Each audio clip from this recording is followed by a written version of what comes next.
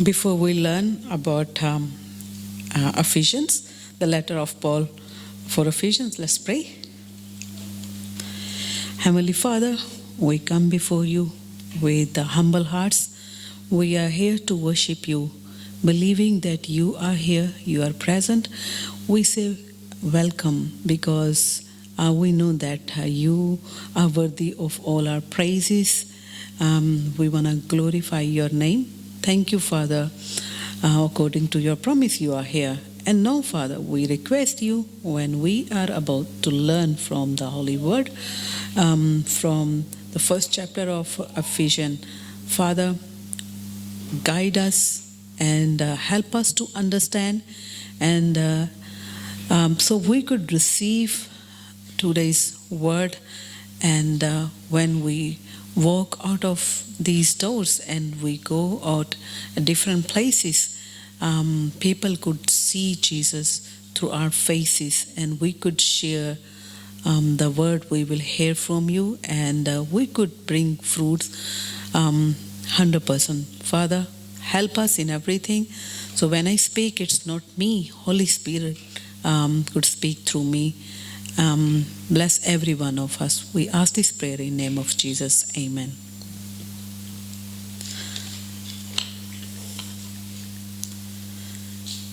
So, you know that we are learning from the book of Ephesians, the letter written by Paul to the church of Ephesus.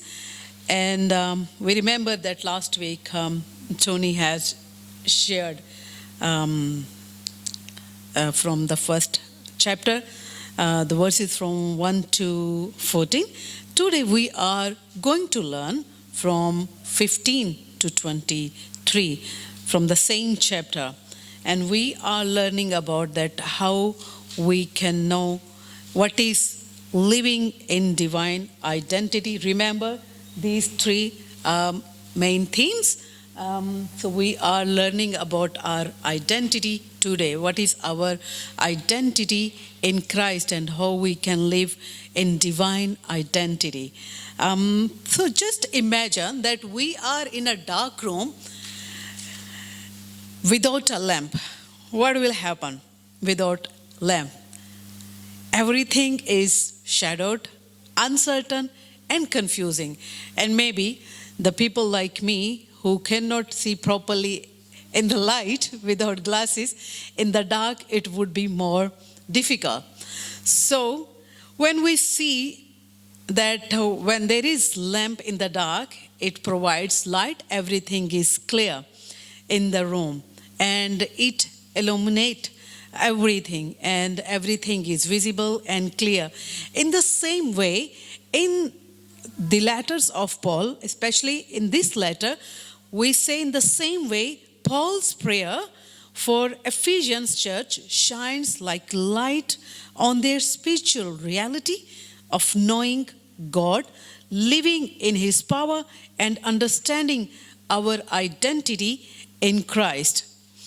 So in the church, Ephesus was relatively a young church, and we know when Tony shared last week that what was the city and what kind of city that was. So that church was really new. And living in this city, that city was full of idolatry, magic practices, and pagan worship. If we read Acts chapter 19, it shows us clearly that what kind of that city was where Ephesians were living. Paul likely wanted them reassured that even though he was far away and he was in prison, he was spiritually connected to them and he is praying for them. So when we see that passage, Ephesians chapter 1 verses 15 to 23 is one of Paul's powerful prayer for the Ephesians church. And we know that he was not free, he was in prison. So Paul's words shows his great and deep love and concern for that church, because he has a very deep relationship with them. He has spent few years with them, teaching them. And while now he is away from them, but he wants them to know that they are being supported through prayer. And when we see that he particularly mentioned in these two verses, 15 and 16, he mentioned that since I heard your faith in the Lord Jesus and your love for all God's people, I have not stopped giving thanks for you, remembering you in my prayer. So here, Paul expresses gratitude for the faith of those believers in that church, emphasizing that their divine identity shapes their spiritual journey and strengthens their connection to God. Paul has deep personal connection with this church, as we know. So he loved them like that is his spiritual family. No, in prison, it's not always easy time. And we know, even though we haven't experienced prison, but we know that what kind of environment it could be. Maybe frustrating, maybe full of stress, but he is very satisfied, and he is writing letter not only to Ephesians but to other churches too, because he understands that this is his responsibility to disciple them and to help them grow spiritually and walk and live in divine identity. They could know that who they are in Jesus Christ and what God has done for them. So as we know that while they were in a city of where people were doing idol worship and opposition, they needed to be reminded that they were loved, prayed for, and spiritually supported, and that God was continuing his work in them. So as Paul wants to encourage them for their faith in Lord Jesus, he wants them to understand that faith is not just believing, it reflects who they are in Christ. Their identity is no longer defined by culture, by their past sin, by their past life, or their social status, but it is deeply rooted in Christ and in his love. Just as Paul is thankful God for the Ephesians' faith in Christ and love for all the believers who are not just believers, they are doing some practical things. They are growing in their faith and showing love to the other believers and to their community. That's why Paul encouraging them more to be like that, and also giving the message that they are being supported through his prayers. So what, as Blacktown Baptist Church, what is our responsibility? We see what's going on in our church, what our fellow believers are doing, what our leaders are doing, what as a church we are doing and trying to achieve. Maybe when we see our church growing spiritually, when we see our brothers and sisters discipling others, when we see that our brothers and sisters, they are sharing the gospel, what is our responsibility? And we also should show love, encouragement, and continue pray for them. This is our responsibility as a believer. As Paul is doing, maybe we can also do. It is not a difficult thing. We don't need to pay anything. We don't need to invest a lot. What we need to do, just a simple thing. Maybe we can encourage them. We can show love. We can show care.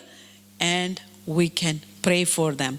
And we can help them to grow stronger. And because we all know where our identity is coming. Maybe we belong to different families. So I was talking to my family, just want to share to understand the identity in different cultures, especially in Indian culture and Pakistani culture. People love to write their caste after their names. Like, for example, our caste is Gill. I don't believe such things, but many people in our family, and especially in Pakistan, they write their caste after their name. But what we need to do as a Christian, I always say, this is not our identity. Our identity is not that we are from such and such family and we belong to that caste. Our identity is through Christ, and we need to know that. And our faith and love define who we are.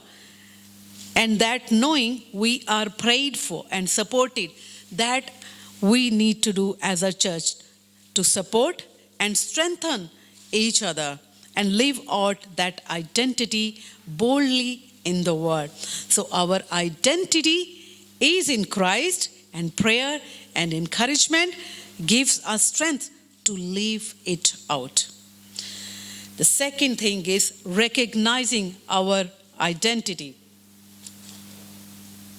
Sorry.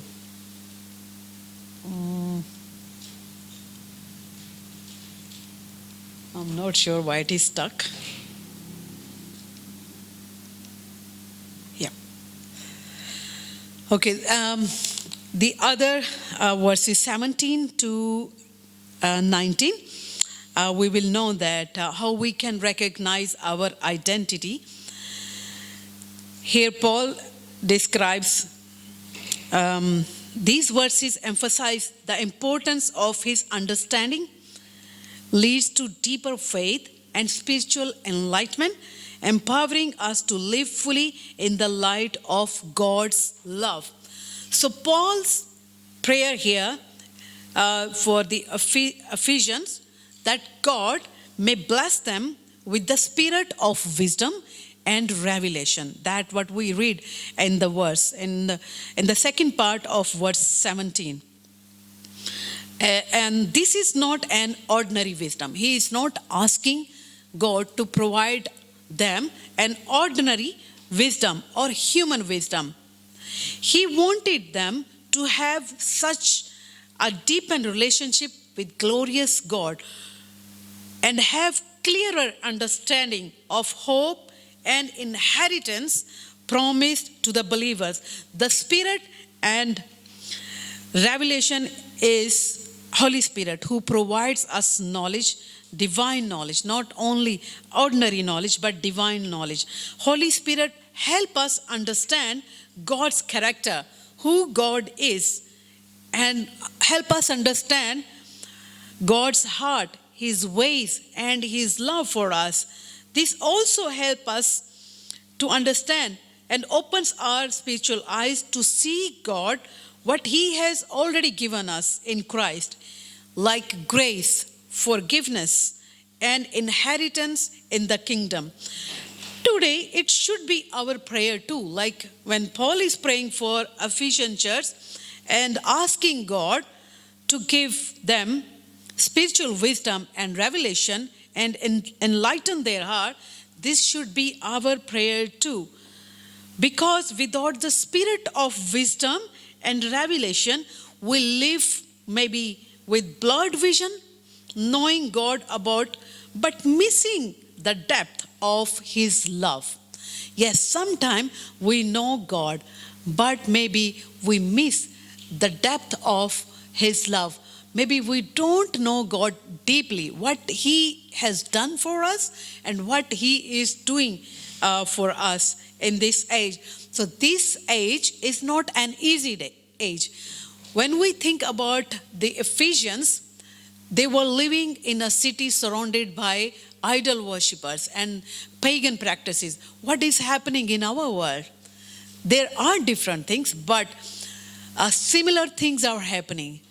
The things we never seen, we never heard before, these things are happening around us. So what we need to ask Holy Spirit to guide us, open our eyes so we could know God deeply. We could have that relationship with Him. We could have strong relationship with God, and we could be able to know His character and His ways, His plans, His purpose in our life. that we need to pray for ourselves, and this is our responsibility as a church.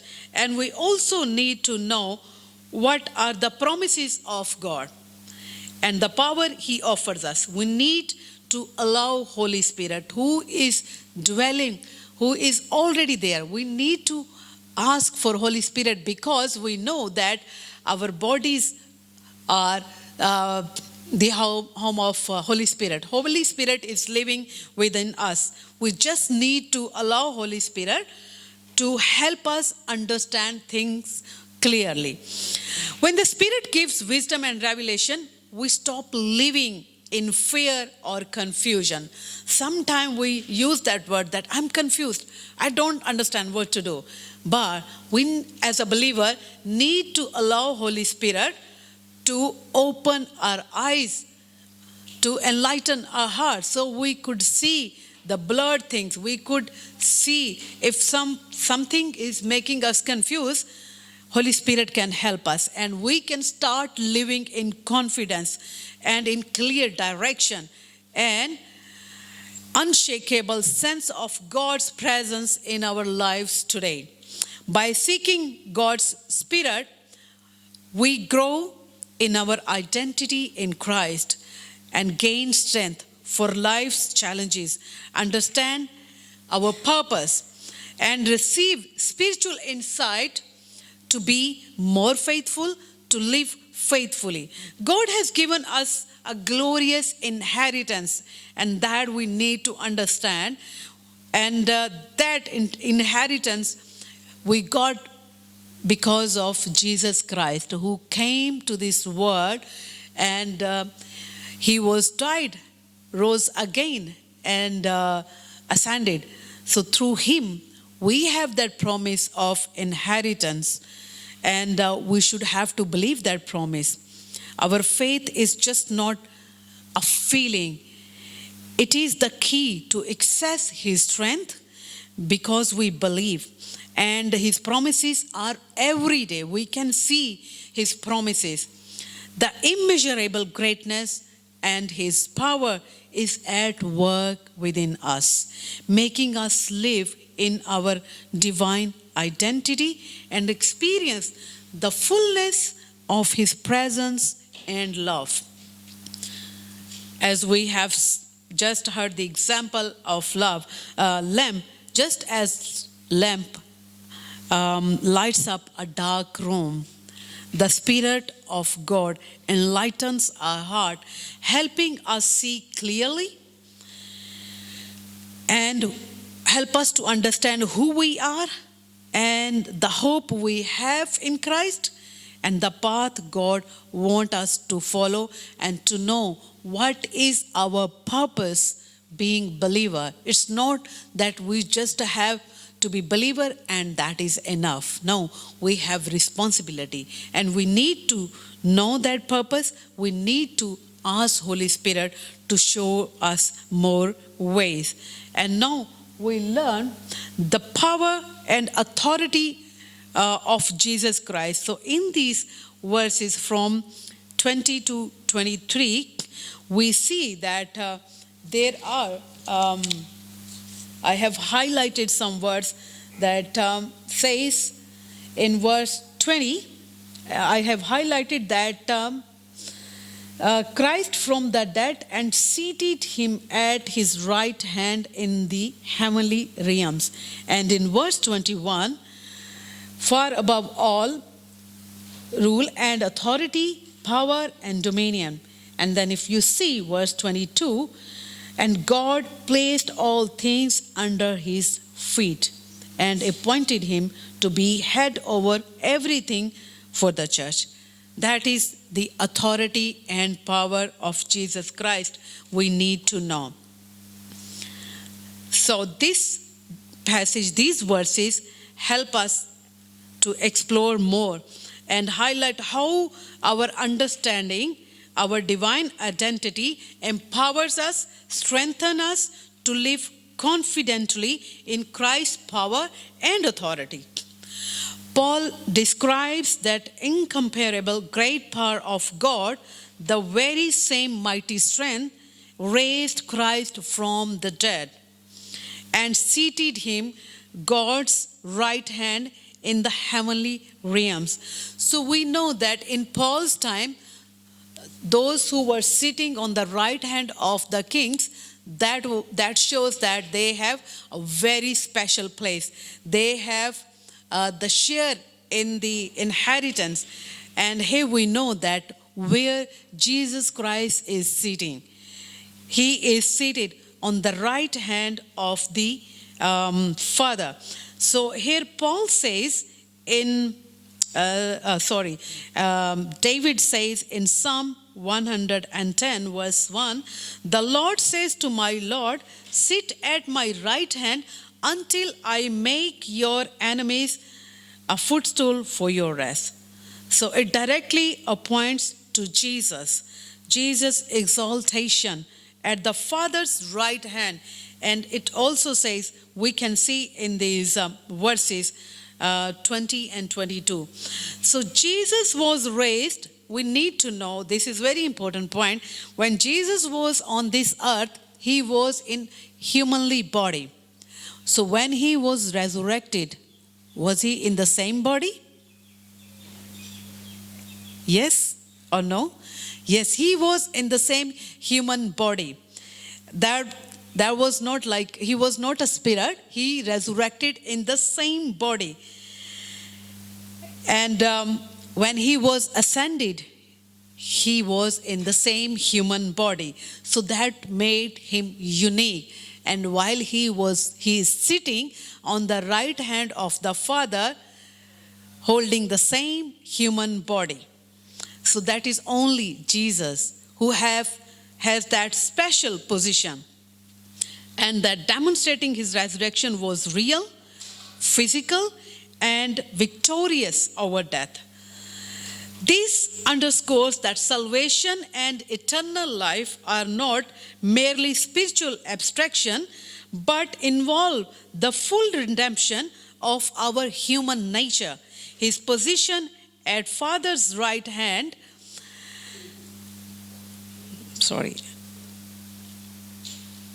is unique, granted by Father alone, emphasizing his supreme authority and exaltation above all powers, authorities, and dominions, both present and the future. There is no rival, and no one shares that position of honor and authority. It is exclusively only for Jesus. He holds that position and he has that authority because he overcome death and he was resurrected. He has a special and unique position. So God has placed all things under his feet and appointed him to be head over everything for the church. And we as a believer know that. This means that Christ is not only ruler of the universe, but also the ultimate source of guidance, provision, and protection for his people.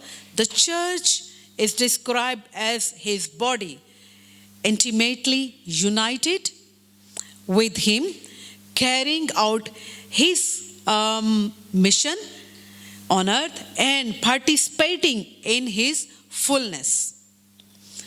Through the church, Christ continues to fill and influence the world, demonstrating his power, wisdom, and love. This imagery highlights both the intimate connection between Christ and his people and the dynamic presence of God's kingdom working through the church.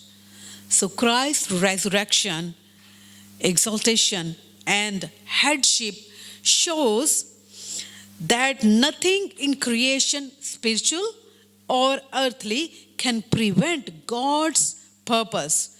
Believers are called to live in reality of his victory, empowered by the same authority that raised Christ. As members of his body, we share in his mission. As sustained by his power and reflect his presence in a broken and chaotic world. And we know that there is frustration in our world. Peace is lacking in our world. There is stress, brokenness. We know what's going on. There is loneliness. Many people are maybe frustrated. They have no one to share. They have no one to look after. So what as believer we need to do? We need to show the love of Christ, who has shown his love and given his life for us.